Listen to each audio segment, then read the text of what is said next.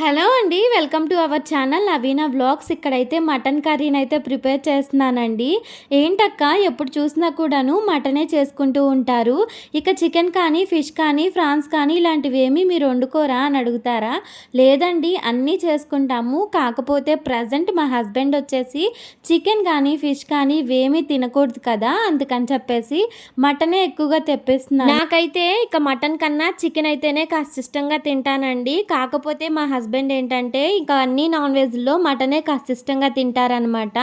ఇక ఉన్నదే ఇద్దరం కదా! ఒక్కొక్కళ్ళకి ఒక్కొక్క కర్రీ ఎందుకని చెప్పేసి ఇక మటనే తెప్పించాను.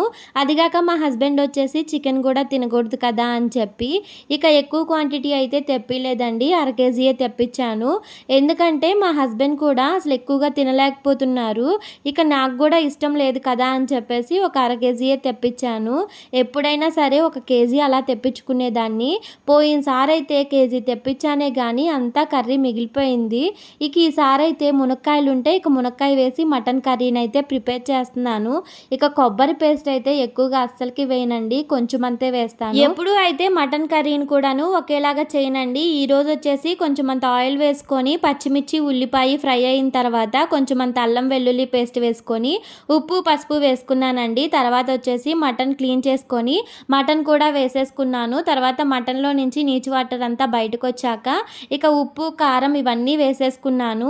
తర్వాత వచ్చేసి కొంచెం అంత కొబ్బరి పేస్ట్ వేసుకున్నాను. గరం మసాలా, మటన్ మసాలా ఉంటే అది కూడా వేశానండి. ఒక్క టమాటా వేశాననమాట.